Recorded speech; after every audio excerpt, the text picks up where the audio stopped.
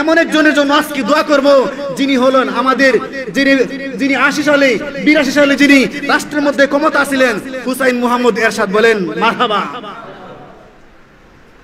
তিনি আমাদের দেশের জন্য এমন কয়েকটা কাজ করে গিয়েছেন। আজকে আমরা সংসদের মধ্যে বসলে, যখন মানুষ সংসদের মধ্যে যায়, একটা জেলার মধ্যে, একটা উপজেলার মধ্যে, একটা আসনের মধ্যে ক্ষমতায় যায়, আমরা সকলেই এই সংসদের মধ্যে দাঁড়াইয়া বিসমিল্লাহির রহমানির রহিম এই কথাটা পালন করি। এটা হলো হুসাইন মুহাম্মদ এরশাদের, তিনি নিজেই প্রচেষ্টা করে গেছেন।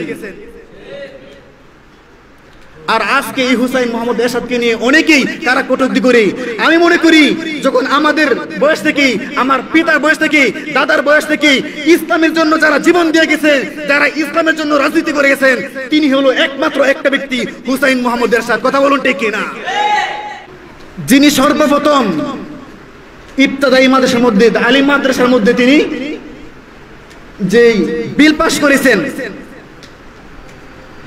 যিনি আজকে সংসদের মধ্যে যিনি বিল পাস করেছেন, যিনি এই পবিত্র মহাশুক্রবার, আল্লাহর একটা শ্রেষ্ঠ দিন, ওই দিন শুক্রবারের মধ্যে যিনি শুক্রবারের এই সরকারিভাবে ছুটির ব্যবস্থা করেছেন, যিনি গরিবদের জন্য, এতিমদের জন্য, যিনি ফিতরা এবং যাকাতের জন্য একটা তহবিল করেছেন, তিনি হলো হুসাইন মুহাম্মদ এরশাদ। কথা বলুন ঠিক কিনা?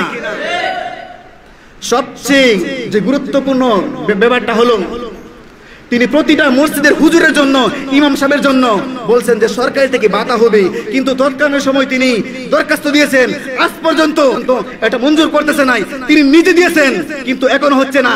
সকল নেতৃবৃন্দের কাছে বলবো যেন এই ইমাম সাহেবের ভাতা, যেন এই মুয়াজ্জিনকে সরকারিভাবে যেন তাদের প্রত্যেককে যেন মাসে একটা করে যেন বেতনের মতো ভাতা সিস্টেম করে। সকলে বলেন ঠিক কিনা?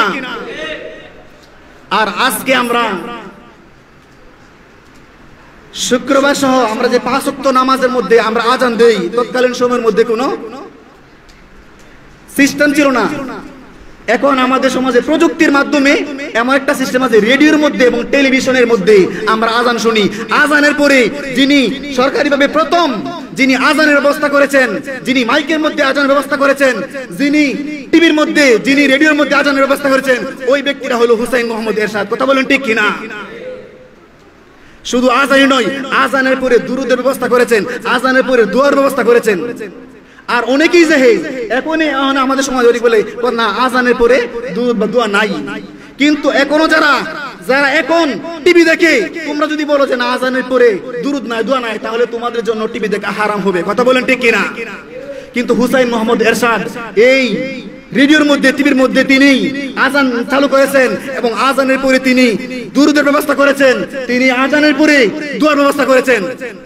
এজন্য যিনি ইসলামের জন্য যিনি একনিষ্ঠভাবে চেষ্টা করেছেন, রাষ্ট্র ধর্মকে যিনি ইসলাম চেয়েছেন, তিনি হইল হুসাইন মুহাম্মদ এরশাদ। আমরা সকলেই এই আল্লাহর ওলি নানা শাহ রাহমাতুল্লাহি আলাইহি এর দরবারে আমরা সকলেই এই হুসাইন মুহাম্মদ এরশাদের জন্য দোয়া করব, যেন তিনি ইসলাম এনেছেন এবং সংসদের মধ্যে বিসমিল্লাহ চালু করেছেন, শুক্রবারে ছুটির ব্যবস্থা করেছেন, ইমাম সাহেবদের জন্য অগ্রাধিকার দিয়েছেন। সকলের জন্য আমরা যেন দোয়া করব, আল্লাহ রাব্বুল আলামিন যেন হুসাইন মুহাম্মদ এরশাদের কবরটা জান্নাতের বাগানে বানায় দেয়। সকলে বলুন আমিন। মহান আল্লাহ রাব্বুল আলামিন আমাদের সকলকে কবুল করুক। সকলে বলুন আমিন।